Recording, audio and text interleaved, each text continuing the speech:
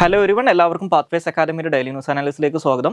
ഇന്ന് നമ്മൾ ഡിസ്കസ് ചെയ്യുന്ന topics atmospheric river, car T cell therapy, new addition to scheduled tribes list, India's ageing report 2023, zodiacal light, Uttarakhand uniform civil code, features and concerns, delimitation exercise. അപ്പോൾ അതിനകത്ത് ആദ്യം discuss ചെയ്യാൻ പോകുന്നത് atmospheric റിവറിനെ കുറിച്ചാണ്. So ഈ അറ്റ്മോസ്ഫിയറിക് റിവർ എന്ന് പറയുന്ന topic ഇപ്പോൾ നമ്മൾ ഡിസ്കസ് ചെയ്യുന്നതിൻ്റെ ഒരു കോണ്ടെക്സ്റ്റ് എന്ന് പറയുന്നത് ഇതുമായിട്ട് ബന്ധപ്പെട്ട് ഇന്ത്യൻ എക്സ്പ്രസിൻ്റെ എക്സ്പ്ലെയിൻഡ് പേജിനകത്ത് അവർ എന്താണ് അറ്റ്മോസ്ഫിയറിക് റിവർ, അത് ഈ പറയുന്ന US കാലിഫോർണിയയിൽ വലിയ രീതിയിലുള്ള ഫ്ലഡിങ്ങിനും റെയിനും ഒക്കെ കാരണമായത് എന്തുകൊണ്ടാണെന്നുള്ളൊരു എക്സ്പ്ലനേഷൻ പോലുള്ളൊരു ആർട്ടിക്കിൾ പബ്ലിഷ് ചെയ്തിട്ടുണ്ട്. അപ്പോൾ അറ്റ്മോസ്ഫിയറിക് റിവർ എന്ന് പറയുന്നത് ആ പേര് സൂചിപ്പിക്കുന്നത് പോലെ തന്നെ നമ്മുടെ അന്തരീക്ഷത്തിൽ കാണുന്ന ഒരു റിവർ ലൈക്ക് ഫിനോമിനിയാണ് അറ്റ്മോസ്ഫിയറിക് റിവർ എന്ന് പറയുന്നത്. അതായത് വളരെ നാരോ ആയിട്ടുള്ള ഒരു റീജിയനിൽ വളരെ നീളം കൂടിയിട്ടുള്ള രീതിയിൽ ഒരു റിവർ എങ്ങനെയാണോ ഭൂമിയിലുള്ളത് അതിന് സമാനമായിട്ടുള്ള രീതിയിൽ വലിയ രീതിയിൽ വാട്ടർ വേപ്പർ അറ്റ്മോസ്ഫിയറിൽ ഒരു നാരോ ഏരിയയിൽ കോൺസെൻട്രേറ്റ് ചെയ്യും. അത് ജെറ്റ് സ്ട്രീംസിൻ്റെ സഹായത്തോട് കൂടിയിട്ട് യൂഷ്വലി ട്രോപ്പിക്കൽ റീജൻസിലാണ് ഇത് ഉണ്ടാവുക. കാരണം ട്രോപ്പിക്കൽ റീജൻസിലുള്ള ഓഷൻസിൽ ചൂട് കൂടുന്ന സമയത്ത് വലിയ ഇതിൽ വാട്ടർ വേപ്പർ ഉണ്ടാവും. അത് അന്തരീക്ഷത്തിൽ കിടക്കുമ്പോൾ ഇത് ഒരു പെർട്ടിക്കുലർ ഏരിയയിൽ ഇങ്ങനെ ആയിരക്കണക്കിന് കിലോമീറ്റർ നീളത്തിൽ കോൺസെൻട്രേറ്റ് ചെയ്യപ്പെടും. സോ ഇത് ഈ ജെറ്റ് സ്ട്രീമുകളുടെ സഹായത്തോട് കൂടിയിട്ട് മിഡ് ലാറ്റിറ്റ്യൂഡ് റീജൻസിലേക്ക് യാത്ര ചെയ്യാൻ തുടങ്ങും, അല്ലെങ്കിൽ മിഡ് ലാറ്റിറ്റ്യൂഡ് റീജൻസിലേക്ക് ട്രാൻസ്പോർട്ട് ചെയ്യപ്പെടും. അപ്പോൾ ഇതിനെയാണ് അറ്റ്മോസ്ഫിയറിക് റിവർ എന്ന് പറയുന്നത്. അപ്പോൾ ഈ പല വലിയ അറ്റ്മോസ്ഫിയറിക് റിവേഴ്സും ആമസോൺ റിവർ ക്യാരി ചെയ്യുന്നതിനേക്കാട്ടിലും കൂടുതൽ വാട്ടർ, അല്ലെങ്കിൽ ആമസോൺ റിവറിലുള്ളതിനേക്കാട്ടിലും കൂടുതൽ വാട്ടർ ഫ്ലോ അല്ലെങ്കിൽ വാട്ടർ കണ്ടന്റ് ഉണ്ടാവാറുണ്ടെന്നാണ് പറയുന്നത്. അപ്പോൾ ഈ അറ്റ്മോസ്ഫിയറിക് റിവേഴ്സ് ഏതെങ്കിലും ഒരു ലോക്കൽ അറ്റ്മോസ്ഫിയറിക് ഡൈനാമിക്സിലേക്കോ അല്ലെങ്കിൽ ഒരു മൗണ്ടൈനസ് റീജിയനിലേക്കോ ഒക്കെ എത്തിക്കഴിഞ്ഞാൽ അത് അവിടെ അസെൻഡ് ചെയ്യാൻ നിർബന്ധിതരാകും. കാരണം അവർക്ക് പിന്നീട് മുന്നോട്ട് ഫ്ലോ ചെയ്യാൻ പറ്റില്ല. നമ്മൾ ടിപ്പിക്കലി റെയിൻഫോൾ ഉണ്ടാകുന്നത് പോലെ തന്നെ ഇത് അവിടെ കണ്ടൻസ് ചെയ്യപ്പെടും. അപ്പോൾ അങ്ങനെ വരുന്ന സമയത്ത് ഇത്രയധികം വാട്ടർ മോയ്സ്ചർ ഉള്ളത് കൊണ്ട് തന്നെ അവിടെ ഹെവി റെയിൻഫോളോ അല്ലെങ്കിൽ ഹെവി സ്നോഫോളോ ഉണ്ടാകും. ഇത് നമ്മൾ യൂഷ്വലി ഉണ്ടാകുന്നതിനേക്കാട്ടിലും വളരെ സ്ട്രോങ് ആയിട്ടുള്ള ഡൗൺ പോർ ആണ് ഇത് കാരണം ഉണ്ടാകുക. അതായത് വലിയ രീതിയിലുള്ള റെയിൻഫോൾ ആണ് ഉണ്ടാകുക. അപ്പോൾ അതുകൊണ്ട് തന്നെ വലിയ രീതിയിലുള്ള നാച്ചുറൽ കലാമിറ്റീസ് ഉണ്ടാകാനുള്ള സാധ്യതകൾ ഈ അറ്റ്മോസ്ഫിയറിക് റിവേഴ്സ് കാരണം കൂടുതലാണ്. അപ്പോൾ ഇത് കൂടുതലായിട്ട് നമ്മൾ കാണാറുള്ളത് ഇത് ലോകത്തിലുടനീളം നമുക്ക് കാണാമെങ്കിലും ഇതിൻ്റെ ഇമ്പാക്റ്റ് ഏറ്റവും അധികം കാണാൻ പറ്റും നോർത്ത് അമേരിക്കയിലാണ്, അതായത് US ഉൾപ്പെടെയുള്ള പ്രദേശങ്ങളിലാണ്. അപ്പോൾ അതിനകത്ത് ഏറ്റവും അറിയപ്പെടുന്ന ഒരു അറ്റ്മോസ്ഫിയറിക് റിവറാണ് പൈനാപ്പിൾ എക്സ്പ്രസ് എന്നറിയപ്പെടുന്നത്. ഈ പൈനാപ്പിൾ എക്സ്പ്രസ് എന്ന് പറയുന്നത് ഈ US പസഫിക് ഓഷ്യനിലുള്ള ട്രോപ്പിക്കൽ റീജിയനിൽ കിടക്കുന്ന US ഐലൻഡുകളായിട്ടുള്ള ഹവായിയൻ ഐലൻഡ്സിൻ്റെ സൈഡിൽ നിന്നാണ് ഇത് ഒറിജിനേറ്റ് ചെയ്യുന്നത്. അത് US-ൻ്റെയും കാനഡയുടെയും വെസ്റ്റ് കോസ്റ്റ് വരെ സഞ്ചരിച്ചാൽ അവിടെ വലിയ രീതിയിൽ, ഇപ്പോൾ കാലിഫോർണിയക്ക് ഉൾപ്പെടുന്ന പ്രദേശങ്ങളിൽ വലിയ രീതിയിൽ മഴ കിട്ടാൻ കാരണമാകും. സോ അപ്പോൾ ഇതിനെയാണ് പൈനാപ്പിൾ എക്സ്പ്രസ് എന്ന് പറയുന്നത്. അപ്പോൾ എന്താണ് അറ്റ്മോസ്ഫിയറിക് റിവർ, എന്താണ് പൈനാപ്പിൾ എക്സ്പ്രസ് എന്നൊക്കെ ജസ്റ്റ് ഒന്ന് അറിഞ്ഞിരിക്കുക. ഇനി അടുത്തതായിട്ട് ഡിസ്കസ് ചെയ്യാനുള്ള ടോപ്പിക്ക് കാർ ടി സെൽ തെറാപ്പിയാണ്. ഇതിന് മുമ്പ് നമ്മൾ ഡിസ്കസ് ചെയ്തിട്ടുള്ള ഒരു ടോപ്പിക്കാണ്. അപ്പോൾ ഈ കാർ ടി സെൽ തെറാപ്പിയായിട്ട് ബന്ധപ്പെട്ട് ഇന്ത്യൻ എക്സ്പ്രസിൻ്റെ പേജ് 1 ഒരു indigenous car T cell therapy gets rolling എന്ന് പറഞ്ഞിട്ട് ഫസ്റ്റ് പേഷ്യൻറ്റ് ക്യാൻസർ ഫ്രീ എന്ന് പറഞ്ഞിട്ടുള്ള ഒരു ആർട്ടിക്കിൾ അവർ പബ്ലിഷ് ചെയ്തിട്ടുണ്ട്. അപ്പോൾ ഈ കാർ ടി സെൽ തെറാപ്പി എന്ന് പറയുന്നത് ആ ന്യൂസിനകത്ത് പറയുന്നത് പോലെ തന്നെ ക്യാൻസേഴ്സിനെ അല്ലെങ്കിൽ ട്യൂമേഴ്സിനെ ട്രീറ്റ് ചെയ്യുന്നതിന് വേണ്ടിയിട്ട് യൂസ് ചെയ്യുന്ന ഒരു പുതിയ മെത്തേഡാണെന്ന് മനസ്സിലാക്കുക. അതായത് നമ്മുടെയൊക്കെ ശരീരത്തിലുള്ള ഒരു കിമറിക് ആൻറ്റിജൻ റിസപ്റ്റർ അല്ലെങ്കിൽ കാർ എന്ന് പറയുന്ന ഒരു സെല്ലുണ്ട്. അപ്പോൾ ഇത് പേഷ്യൻസിൻ്റെ സെല്ലുകൾ ഉപയോഗിച്ചുകൊണ്ട്, അവരുടെ ശരീരത്തിൽ നിന്നുള്ള ഇത്തരത്തിലുള്ള സെല്ലുകൾ ഉപയോഗിച്ചുകൊണ്ട് അത് ലാബിൽ അതിനകത്ത് ചില മാറ്റങ്ങൾ വരുത്തിക്കൊണ്ട്, ഈ ട്യൂമേഴ്സിനെ ഫൈറ്റ് ചെയ്യാൻ പറ്റുന്ന രീതിയിലുള്ള മാറ്റങ്ങൾ വരുത്തിക്കൊണ്ട് ശരീരത്തിലേക്ക് അവരുടെ ബ്ലഡ് സ്ട്രീമിലൂടെ റീ എൻട്രി ചെയ്യാണ് ചെയ്യുക. അപ്പോൾ അങ്ങനെ റീ എൻട്രി ചെയ്യുന്ന സമയത്ത് നമ്മുടെ ശരീരത്തിനകത്തുള്ള T സെൽസ് ഉണ്ട്. ഈ T സെൽസിനെ ഈ പറയുന്ന ഈ ഒരു സംഭവം ആക്ടിവേറ്റ് ചെയ്യും. അത് ക്യാൻസറിനെ അല്ലെങ്കിൽ ഈ ട്യൂമേഴ്സിനെ കൃത്യമായിട്ട് അറ്റാക്ക് ചെയ്യും. അപ്പോൾ ഇത്തരത്തിൽ ലാബിൽ മോഡിഫൈ ചെയ്തിട്ടുള്ള ഇത്തരത്തിലുള്ള കാർ സെല്ലുകൾ നമ്മുടെ ബ്ലഡ് സ്ട്രീമിലൂടെയാണ് ശരീരത്തിലേക്ക് കയറ്റുന്നത്. അത് ഈ പറയുന്ന T സെല്ലുകൾ എന്ന് പറയുന്ന ഇമ്മ്യൂൺ സെല്ലുകളെ ആക്ടിവേറ്റ് ചെയ്യുകയും ആ T സെല്ലുകൾ കൃത്യമായിട്ട് ഈ ട്യൂമറിനെ അറ്റാക്ക് ചെയ്യുകയും ചെയ്യും. അപ്പോൾ ഈ ട്യൂമർ ഇല്ലാതാക്കാൻ അതിലൂടെ സഹായിക്കും എന്നാണ് പറയുന്നത്. അപ്പോൾ ഇതൊരു കുറച്ചും കൂടി എഫക്റ്റീവ് ആയിട്ടുള്ളൊരു ട്രീറ്റ്മെൻറ്റ് മെത്തേഡായിട്ടാണെന്നാണ് പറയുന്നത്. അപ്പോൾ നമ്മൾ ടിപ്പിക്കലി അല്ലെങ്കിൽ കൺവെൻഷനലി കണ്ടുവരുന്ന ക്യാൻസർ ട്രീറ്റ്മെൻറ്റിനെക്കാട്ടിലും കുറച്ചും കൂടി എഫക്റ്റീവായിട്ട് ട്യൂമറിനെ ട്രീറ്റ് ചെയ്യാൻ ഇത് സഹായിക്കുന്നതാണ് റിസർച്ചേഴ്സൊക്കെ പറയുന്നത്. ഇനി അടുത്തതായിട്ട് ഡിസ്കസ് ചെയ്യാനുള്ള topic new addition to scheduled tribes ലിസ്റ്റാണ്. സോ ഷെഡ്യൂൾഡ് ട്രൈബ്സ് ലിസ്റ്റിലേക്ക് ഇന്ത്യയിലെ 2 സംസ്ഥാനങ്ങളിൽ, അതായത് ഒഡീഷയിലും അതുപോലെ തന്നെ ആന്ധ്രാപ്രദേശിലുള്ള ഷെഡ്യൂൾഡ് ട്രൈബ്സിൻ്റെ ലിസ്റ്റിലേക്ക് പുതിയ ചില ട്രൈബ്സിനെ ആഡ് ചെയ്തതായിട്ടുള്ളൊരു വാർത്ത ഇന്നത്തെ ഇന്ത്യൻ എക്സ്പ്രസിൻ്റെ പേജ് 5 അവർ പബ്ലിഷ് ചെയ്തിട്ടുണ്ട്. അപ്പോൾ ആ ഒരു കോൺടെക്സ്റ്റിലാണ് ഇതിനെക്കുറിച്ച് ഡിസ്കസ് ചെയ്യുന്നത്.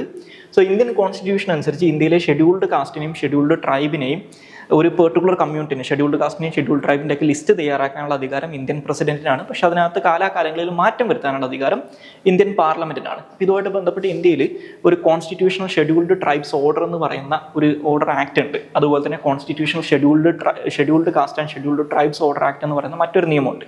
ഈ രണ്ട് നിയമങ്ങളെയും അമെൻഡ് ചെയ്തുകൊണ്ടാണ് ഇപ്പോൾ പുതിയ ചില കമ്മ്യൂണിറ്റീസിന് ആന്ധ്രാപ്രദേശിലും ഒഡീഷയിലും ഷെഡ്യൂൾഡ് ട്രൈബ്സ് കമ്മ്യൂണിറ്റീസ് ആയിട്ട് ആഡ് ചെയ്തിട്ടുള്ളത്. അപ്പോൾ ഇതിന് വേണ്ടിയിട്ട് കോൺസ്റ്റിറ്റ്യൂഷണൽ ഷെഡ്യൂൾഡ് ട്രൈബ്സ് ഓർഡർ അമെൻമെന്റ് bill 2024, constitutional scheduled caste and scheduled tribes order അമെൻമെന്റ് ബിൽ 2024 എന്ന് പറയുന്ന രണ്ട് ബില്ലുകൾ ഇപ്പോൾ റീസെൻ്റ്ലി ഇതിന് വേണ്ടിയിട്ട് രാജ്യസഭ പാസ്സാക്കിയിട്ടുണ്ട്. അപ്പോൾ അതുമായിട്ട് ബന്ധപ്പെട്ടിട്ടാണ് ഈ ന്യൂസ് ഉള്ളത്. അപ്പോൾ അതിനകത്ത് ഒഡീഷയിലെ പെർട്ടിക്കുലർലി വൾണറബിൾ ട്രൈബൽ ഗ്രൂപ്പ്സ് ആയിട്ടുള്ള ഒരു 4 കമ്മ്യൂണിറ്റീസിന്, അതായത് പുരി ഭുയാന്, അതുപോലെ തന്നെ പൗഡി ഭുയാന്, ചക്തിയ ഭുജ, അതുപോലെ തന്നെ ബോണ്ടോ, അതുപോലെ തന്നെ മൻകിഡിയ എന്ന് പറയുന്ന 5 കമ്മ്യൂണിറ്റീസിനെയാണ് ഒഡീഷയിൽ ഈ ഷെഡ്യൂൾഡ് ട്രൈബ്സ് ആയിട്ട് അല്ലെങ്കിൽ അതിൻ്റെ ലിസ്റ്റിലേക്ക് ആഡ് ചെയ്യാൻ വേണ്ടിയിട്ട് ഈ ബില്ലിലൂടെ ശ്രമിക്കുന്നത്.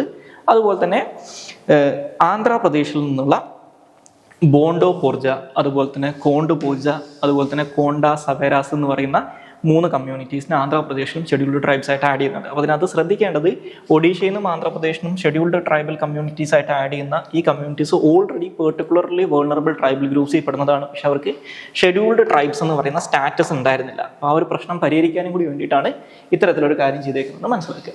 ഇനി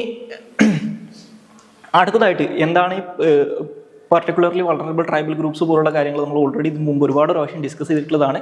അപ്പോൾ അതിലേക്ക് കടക്കുന്നില്ല. ഇനി നമുക്ക് അടുത്തതായിട്ട് ഡിസ്കസ് ചെയ്യേണ്ട ടോപ്പിക്ക് ഇന്ത്യ ഏജിംഗ് റിപ്പോർട്ട് 2023 ആണ്. സോ ഈ ഇന്ത്യ ഏജിംഗ് റിപ്പോർട്ട് 2023 എന്ന് പറയുന്നത് യുണൈറ്റഡ് നേഷൻസ് പോപ്പുലേഷൻ ഫണ്ട് അല്ലെങ്കിൽ UNFPA എന്ന് പറയുന്ന ഏജൻസിയും international institute of population science IIPS എന്ന് പറയുന്ന ഏജൻസിയും കൂടി ചേർന്നിട്ട് പ്രിപ്പയർ ചെയ്തിട്ടുള്ള ഒരു റിപ്പോർട്ടാണ്. അപ്പോൾ അതിനകത്ത് പ്രധാനമായിട്ടും പറയുന്നത് വെൽഫെയർ ഓഫ് ദി സീനിയർ സിറ്റിസൻസിനെ കുറിച്ചാണ്, അതായത് ഇന്ത്യയിലെ സീനിയർ സിറ്റിസൻസിൻ്റെ വെൽഫെയറിനെ കുറിച്ചാണ്. അപ്പോൾ ഈ റിപ്പോർട്ടിൻ്റെ സാലിയൻ ഫീച്ചേഴ്സ് ആയിട്ട് പറയുന്നത് ഈ സീനിയർ സിറ്റിസൻസിൻ്റെ വെൽഫെയറിനെ കുറിച്ച് പറയുന്നതുകൊണ്ട് തന്നെ സീനിയർ സിറ്റിസൻസുമായിട്ട് ബന്ധപ്പെട്ടുള്ള കുറേ കാര്യങ്ങളാണ് ഈ റിപ്പോർട്ടിനകത്ത് പറയുന്നത്. ഒന്ന്, ഈ സീനിയർ സിറ്റിസൻസിനോട് ഡിജിറ്റൽ പ്ലാറ്റ്ഫോംസ് യൂസ് ചെയ്യാനും അതുപോലെ തന്നെ ഈ ഡിജിറ്റൽ പ്ലാറ്റ്ഫോംസ് യൂസ് ചെയ്യാനുള്ള ട്രെയിനിങ്ങും നെസസിറ്റി ഗാഡ്ജറ്റ്സും അവരുടെ ഡെയിലി യൂസിന് വേണ്ടിയിട്ട് പ്രൊവൈഡ് ചെയ്യാനും പറയുന്നുണ്ട്. അപ്പോൾ അതൊരു ചാലഞ്ചായിട്ട് ഇതിനകത്ത് ഐഡൻറ്റിഫൈ ചെയ്യുന്നുണ്ട്. അതുപോലെ തന്നെ മെൻ്റൽ ഹെൽത്ത് ഇഷ്യൂസ് ആയിട്ടുള്ള എസ്പെഷ്യലി ഓൾഡ് ഏജ് പീപ്പിളിനെ ബാധിക്കുന്ന മെൻ്റൽ ഹെൽത്ത് ഇഷ്യൂസ് ആയിട്ടുള്ള ഡിമെൻഷ്യ, അൾഷിമേഴ്സ് ഡിസീസ്, അത് സൊസൈറ്റിയിൽ ഇപ്പോഴും ഒരു സ്റ്റിഗ്മ ആയിട്ടാണ് കണക്കാക്കുന്നത് എന്ന് ഈ റിപ്പോർട്ടിനകത്ത് പരാമർശിക്കുന്നുണ്ട്.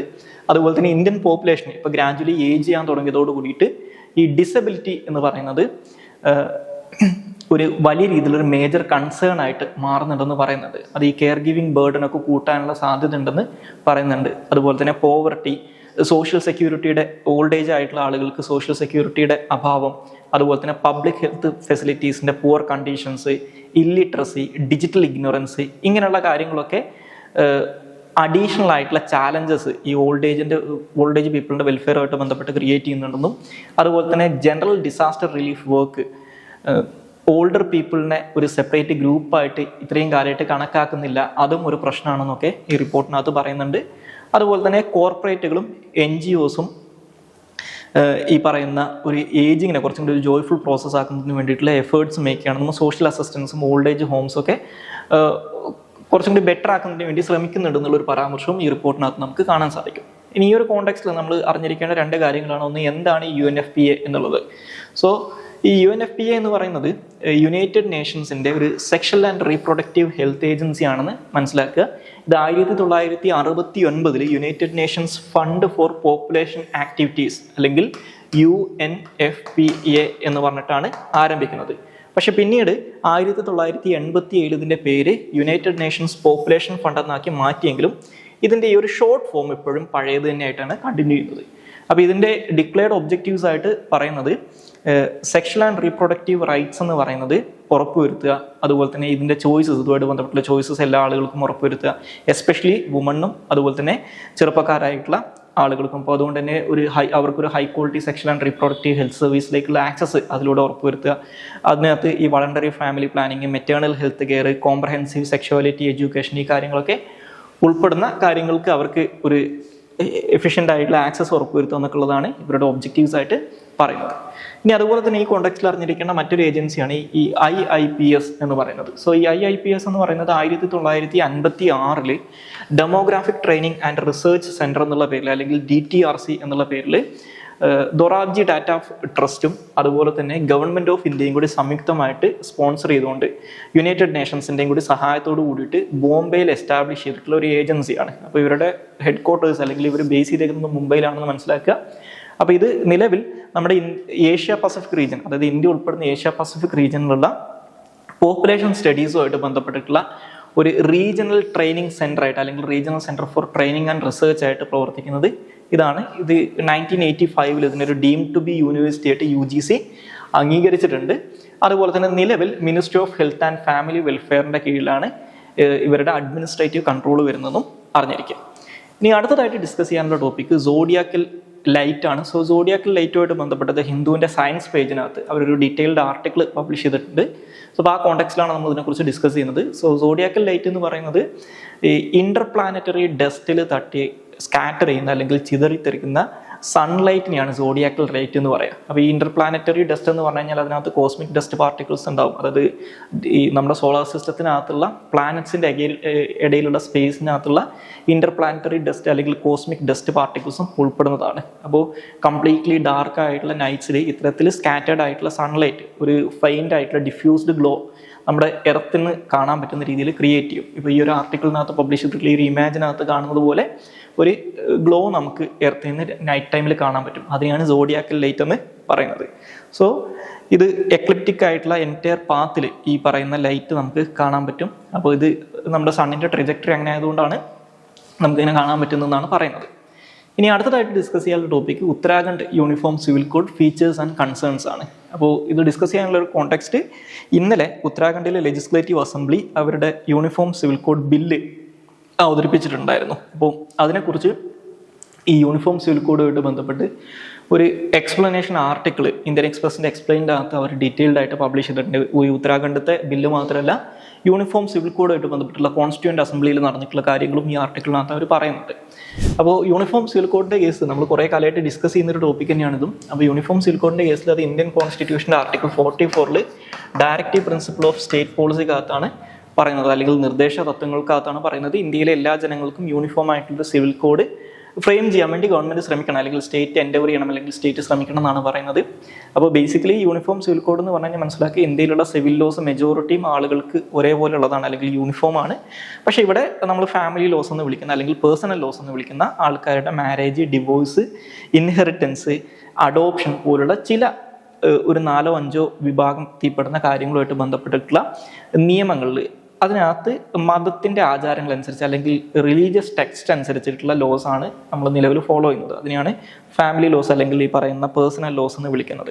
അപ്പോൾ ഈ പേഴ്സണൽ ലോസ് ഡിഫറെൻറ്റ് മതങ്ങൾക്ക് ഡിഫറെൻ്റ് ആയതുകൊണ്ട് തന്നെ ഒരുപാട് പ്രശ്നങ്ങളുണ്ട്. അപ്പോൾ ആ പ്രശ്നങ്ങൾ അഡ്രസ്സ് ചെയ്യാനും ഇത് ഒഴിവാക്കിയിട്ട് എല്ലാ ആളുകൾക്കും മറ്റുള്ള നിയമങ്ങൾ പോലെ ഈ കാര്യങ്ങളിലും ഒരേപോലെയുള്ള നിയമങ്ങൾ ഇന്ത്യയിൽ ഉടനീളം നിർമ്മിക്കുന്നതിന് വേണ്ടിയിട്ടാണ് യൂണിഫോം സിവിൽ കോഡ് എന്നുള്ളതുകൊണ്ട് ജനറലി ഉദ്ദേശിക്കുന്നത്. അപ്പോൾ ഈ പറയുന്ന മാരേജ്, ഡിവോഴ്സ് പോലുള്ള ഫാമിലി ലോസിനകത്ത് ഉൾപ്പെടുന്ന ഈ സബ്ജക്റ്റുകളെല്ലാം തന്നെ കൺകറന്റ് ലിസ്റ്റ് ചെയ്യപ്പെടുന്ന സബ്ജക്റ്റുകളാണ്. അപ്പോൾ അതുകൊണ്ട് തന്നെ വേണമെങ്കിൽ പാർലമെന്റിനും സംസ്ഥാന നിയമസഭകൾക്കും ഇതിൽ നിയമം നിർമ്മിക്കാൻ പറ്റും. അപ്പോൾ ആ ഒരു പ്രൊവിഷൻ യൂസ് ചെയ്തുകൊണ്ടാണ് ഉത്തരാഖണ്ഡ് ഇപ്പോൾ അവരുടേതായിട്ടുള്ള ഒരു യൂണിഫോം സിവിൽ കോഡ് നിർമ്മിക്കുന്നത്. പക്ഷേ DPSPക്കകത്ത് പറയുന്നത് നമ്മുടെ എൻറ്റയർ ഇന്ത്യക്ക് വേണ്ടിയിട്ട് യൂണിഫോം സിവിൽ കോഡ് നിർമ്മിക്കുന്നതിനെ കുറിച്ചാണെന്ന് അറിഞ്ഞിരിക്കുക. ഇനി ഈ ഉത്തരാഖണ്ഡിൻ്റെ യൂണിഫോം സിവിൽ കോഡ് അതിൻ്റെ പ്രധാനപ്പെട്ട ഫീച്ചേഴ്സ് പറഞ്ഞു കഴിഞ്ഞാൽ, ഒന്ന്, എല്ലാ കമ്മ്യൂണിറ്റീസിനും, അതായത് മുസ്ലിംസ്, ഹിന്ദുസ്, ക്രിസ്ത്യൻസ്, എല്ലാ കമ്മ്യൂണിറ്റീസിനും യൂണിഫോം ആയിട്ടുള്ള സിവിൽ ലോസ് അതിനകത്ത് പറയുന്നുണ്ട്, അല്ലെങ്കിൽ ഒരു സിവിൽ ലോ ആയിട്ടാണ് യൂണിഫോം സിവിൽ കോഡ് അവർ പ്രപ്പോസ് ചെയ്തേക്കുന്നത്. അതുപോലെ തന്നെ അതിനകത്തൊരു എക്സെപ്ഷൻ എന്ന് പറയുന്നത് ഉത്തരാഖണ്ഡിലെ ട്രൈബൽ കമ്മ്യൂണിറ്റീസിനെ അവരുടെ കസ്റ്റംസ് ആൻഡ് ട്രഡീഷൻസിനെ വയലേറ്റ് ചെയ്യാതിരിക്കാൻ വേണ്ടിയിട്ട് അവിടുത്തെ ട്രൈബ്സിന് ഇത് അപ്ലിക്കബിൾ ആവില്ല എന്ന് പറയുന്നുണ്ട്. അപ്പോൾ ഇതൊരു എക്സെപ്ഷൻ ആണെന്ന് മനസ്സിലാക്കുക. അതുകൂടാതെ നമ്മളിപ്പോൾ ഈ മോഡേൺ ഏജിൽ കാണുന്ന ലിവ് ഇൻ റിലേഷൻഷിപ്പിനെ റെഗുലേറ്റ് ചെയ്യാനുള്ള ഒരു ശ്രമവും ഈ ബില്ലിനകത്ത് നമുക്ക് കാണാൻ സാധിക്കും. അതായത് ലിവ് ഇൻ റിലേഷൻഷിപ്പിലുള്ള ആളുകൾ 1 മാസത്തിനകത്ത് അവരുടെ റിലേഷൻഷിപ്പ് രജിസ്റ്റർ ചെയ്യണമെന്നും. അപ്പോൾ രജിസ്റ്റർ ചെയ്യണമെന്ന് പറഞ്ഞു കഴിഞ്ഞാൽ അതിനകത്ത് ഏറ്റവും ഓഡായിട്ട് തോന്നുന്നൊരു കാര്യം എന്ന് പറഞ്ഞു കഴിഞ്ഞാൽ, ഇത് രജിസ്റ്റർ ചെയ്യണമെന്ന് മാത്രമല്ല, ഉത്തരാഖണ്ഡിലെ റെസിഡൻസ് ആയിട്ടുള്ള ആളുകൾ മറ്റേതെങ്കിലും സംസ്ഥാനങ്ങളിൽ താമസിക്കുന്നവരാണെങ്കിലും, ഉത്തരാഖണ്ഡിൽ നേറ്റീവ്സ് ആയിട്ടുള്ള ആൾക്കാരാണെങ്കിൽ അവർ മറ്റുള്ള സംസ്ഥാനങ്ങളിലെ ലിവിംഗ് റിലേഷൻഷിപ്പിലാണെങ്കിൽ പോലും ഇത് രജിസ്റ്റർ ചെയ്യുന്നുണ്ട്. അങ്ങനെ 1 മാസത്തിനകത്ത് രജിസ്റ്റർ ചെയ്തിട്ടില്ലെങ്കിൽ 3 മാസം വരെ തടവ് ശിക്ഷ കിട്ടാവുന്ന ഒരു ഒഫൻസ് ആണ് ഇതെന്ന് പറയുന്നുണ്ട്. അതുപോലെ തന്നെ ഈ ബഹുഭാര്യത്വം പോലുള്ള ബിഗാമി പോലുള്ള കാര്യങ്ങളും അതുപോലെ തന്നെ 1 പേഴ്സണിൽ കൂടുതൽ, ഒന്നിൽ കൂടുതൽ ആളുകളെ കല്യാണം കഴിക്കുന്നവർക്ക് ഇത് പ്രൊഹിബിറ്റ് ചെയ്യുന്നുണ്ട്. സ്ത്രീകൾക്കും പുരുഷനും ഈക്വൽ ആയിട്ടുള്ള പ്രോപ്പർട്ടി റൈറ്റ്സ് പ്രൊവൈഡ് ചെയ്യുന്നുണ്ട്. മാരേജ് ഏജ് നിലവിലുള്ള സ്പെഷ്യൽ മാരേജ് ആക്ടിനകത്തൊക്കെ പറയുന്നത് പോലെ സ്ത്രീകൾക്ക് 18 വയസ്സും പുരുഷന് 21 വയസ്സും തന്നെയാണ് ഇതിനകത്തും പറയുന്നത്. അതുപോലെ തന്നെ ലെജിറ്റിമേറ്റും ഇല്ലെജിറ്റിമേറ്റും ആയിട്ടുള്ള കുട്ടികൾക്കിടയിലുള്ള ഡിസ്റ്റിങ്ഷൻ ഇത് ഒഴിവാക്കുന്നുണ്ട്. ലെജിറ്റിമേറ്റ് ആണെങ്കിലും ഇല്ലെജിറ്റിമേറ്റ് ആണെങ്കിലും, അതായത് ഫോർമൽ ആയിട്ടുള്ള മാരേജിലൂടെ ഉണ്ടായിട്ടുള്ള കുട്ടികളാണെങ്കിലും അല്ലാതെ ഉണ്ടായിട്ടുള്ള കുട്ടികളാണെങ്കിലും ഒരു ബയോളജിക്കൽ ഫാദറിൻ്റെ അല്ലെങ്കിൽ ബയോളജിക്കൽ പാരൻസ് ആരാണോ അവരുടെ പ്രോപ്പർട്ടിയിൽ അവർക്കും ഈക്വൽ റൈറ്റ്സ് ഉണ്ടാവും എന്ന് പറയുന്നുണ്ട്. ഇതൊക്കെയാണ് ഇതിൻ്റെ പ്രധാനപ്പെട്ട ഫീച്ചേഴ്സ് ആയിട്ട് പറയുന്നത്. ഇനി ഇതുമായിട്ട് ബന്ധപ്പെട്ട ഇഷ്യൂസ് ആയിട്ട് പറയുന്ന കാര്യങ്ങൾ, ഒന്ന്, ഇത് ട്രൈബ്സിന് അപ്ലിക്കബിൾ അല്ല. അപ്പോൾ യൂണിഫോം എന്ന് പറയുന്ന സമയത്തും അത് കംപ്ലീറ്റ്ലി യൂണിഫോം അല്ല, ചില വിഭാഗങ്ങൾക്ക് ഇത് അപ്ലിക്കബിൾ അല്ല എന്നുള്ളൊരു പ്രശ്നമുണ്ട്. അതുപോലെ തന്നെ ഈ ലിവ് ഇൻ റിലേഷൻഷിപ്പിനെ റെഗുലേറ്റ് ചെയ്യാൻ നോക്കുന്നതിലൂടെ, അതായത് അവർ രജിസ്റ്റർ ചെയ്യണം എന്നൊക്കെ പറയുന്നതിലൂടെ പിന്നെ എന്തിനാണ് ലിവ് ഇൻ റിലേഷൻഷിപ്പ് എന്നുള്ളൊരു ചോദ്യമുണ്ട്. കാരണം നമ്മളിത് ഫോർമലി രജിസ്റ്റർ ചെയ്യുന്നുണ്ടെങ്കിൽ മാരേജ് കഴിക്കുന്ന പോലെ തന്നെയല്ലേ എന്നുള്ളത്. അപ്പോൾ അത് ആളുകളുടെ പ്രൈവസിയിലേക്കുള്ള കടന്നുകയറ്റാണ് എന്നുള്ള ഒരു പ്രശ്നം. ആർട്ടിക്കിൾ 21 അനുസരിച്ച് റൈറ്റ് ടു പ്രൈവസി ഒരു ഫണ്ടമെന്റൽ റൈറ്റ് ആണെന്ന് എല്ലാവർക്കും അറിയാം. അപ്പോൾ ഇത് പ്രൈവസിയിലേക്കുള്ള ഒരു സ്റ്റേറ്റിന്റെ കടന്നുകയറ്റമായിട്ട് ആളുകൾ ഇതിനെ ക്രിറ്റിസൈസ് ചെയ്യുന്നുണ്ട്.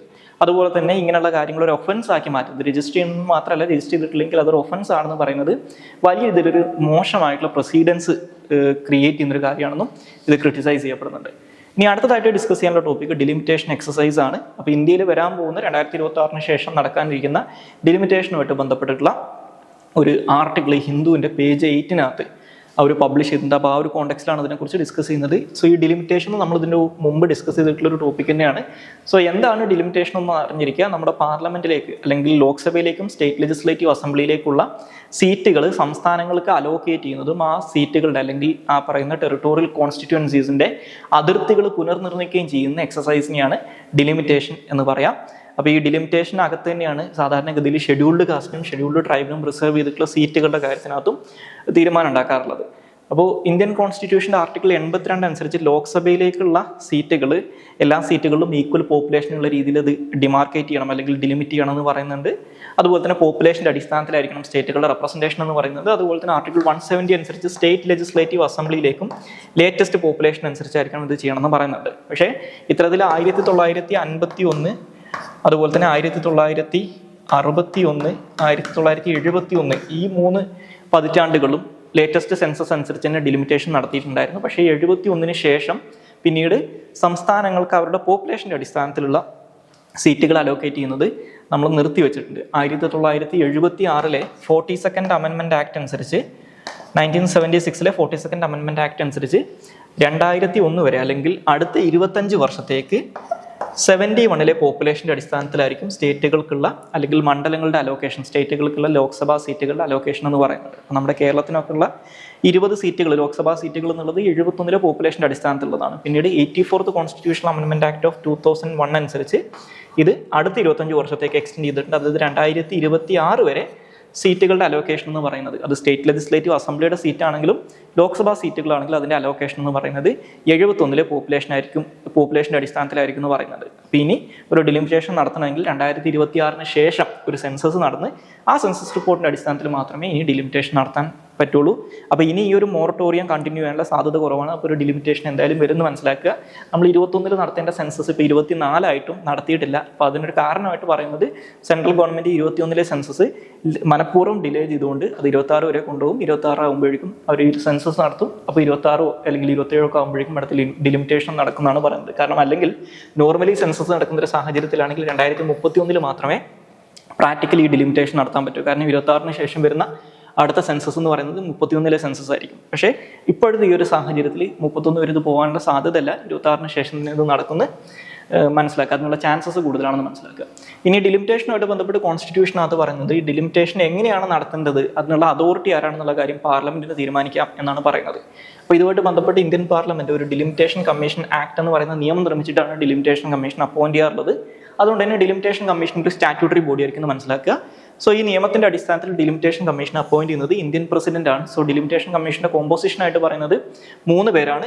ഒരു സുപ്രീം കോർട്ടിലെ റിട്ടയർഡ് ജഡ്ജ്, ചീഫ് ഇലക്ഷൻ കമ്മീഷനും അതുപോലെ തന്നെ ഓരോരോ സ്റ്റേറ്റുകളുടെയും ഡിലിമിറ്റേഷൻ നടക്കുന്ന സമയത്ത് അതത് കൺസേൺഡ് സ്റ്റേറ്റിലെ സ്റ്റേറ്റ് ഇലക്ഷൻ കമ്മീഷണേഴ്സ്, ഇവർ 3 പേരും അടങ്ങുന്നതാണ് ഡിലിമിറ്റേഷൻ കമ്മീഷൻ എന്ന് പറയുന്നത്. ഈ ഡിലിമിറ്റേഷൻ കമ്മീഷന്റെ ഓർഡർ ഫൈനലാണ്, അതൊരിക്കലും ഒരു കോടതിയിലും ചോദ്യം ചെയ്യാൻ പറ്റില്ല. ഇനി ഈ പറയുന്ന അടുത്ത വരാൻ പോകുന്ന ഡിലിമിറ്റേഷൻ ഫേസ് ചെയ്യുന്ന ഏറ്റവും വലിയ പ്രധാനപ്പെട്ട പ്രശ്നങ്ങൾ, അതിൻ്റെ ഇഷ്യൂസ് ആൻഡ് ചാലഞ്ചസ് എന്തൊക്കെയാണെന്ന് വെച്ച് കഴിഞ്ഞാൽ, ഒന്ന് റീജിയണൽ ഡിസ്പാരിറ്റീസ് ആണ്. അതായത് ഞാൻ പറഞ്ഞു, ഇപ്പോൾ നിലവിൽ സംസ്ഥാനങ്ങൾക്കുള്ള സീറ്റുകളുടെ അലോക്കേഷൻ എന്ന് പറയുന്നത് 71 പോപ്പുലേഷൻ്റെ അടിസ്ഥാനത്തിലാണ് നടന്നിട്ടുള്ളത്, ലോക്സഭാ സീറ്റുകളുടെ കേസ്.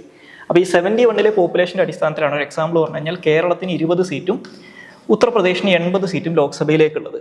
അപ്പോൾ ഇനി നമ്മളൊരു ഡിലിമിറ്റേഷൻ നടക്കുന്ന സമയത്ത് അത് 2026 ശേഷം നടക്കുന്ന സെൻസസിൻ്റെ അടിസ്ഥാനത്തിലായിരിക്കും പുതിയ സീറ്റുകളുടെ അലോക്കേഷൻ വരിക. അപ്പോൾ അത് 2 രീതിയിലാണ് ചെയ്യാൻ പറ്റുക. ഒന്നുകിൽ ഇപ്പോഴത്തെ അവസ്ഥയിൽ 543 സീറ്റ് എന്നുള്ള ലോക്സഭയുടെ സ്ട്രെങ്ത് മെയിൻറ്റെയിൻ ചെയ്തുകൊണ്ട് ലേറ്റസ്റ്റ് പോപ്പുലേഷൻ്റെ അടിസ്ഥാനത്തിൽ ഈ സീറ്റുകൾ റീഅലോക്കേറ്റ് ചെയ്യുക. അപ്പോൾ സ്വാഭാവികമായിട്ടും നമ്മൾ 2026 എത്തുന്ന സമയത്ത് 71 പോപ്പുലേഷനുമായിട്ട് കമ്പയർ ചെയ്യുന്ന സമയത്ത് ഉത്തർപ്രദേശിൻ്റെ പോപ്പുലേഷൻ ഏകദേശം 2 ഇരട്ടി കൂടുതലായിട്ടുണ്ട്. ഓക്കെ, ഇപ്പോൾ കേരളത്തിൻ്റെയൊക്കെ പോപ്പുലേഷൻ ആണെങ്കിൽ ജസ്റ്റ് ഒരു 0.5% ഒക്കെ ഇൻക്രീസ് ചെയ്തിട്ടുള്ളൂ.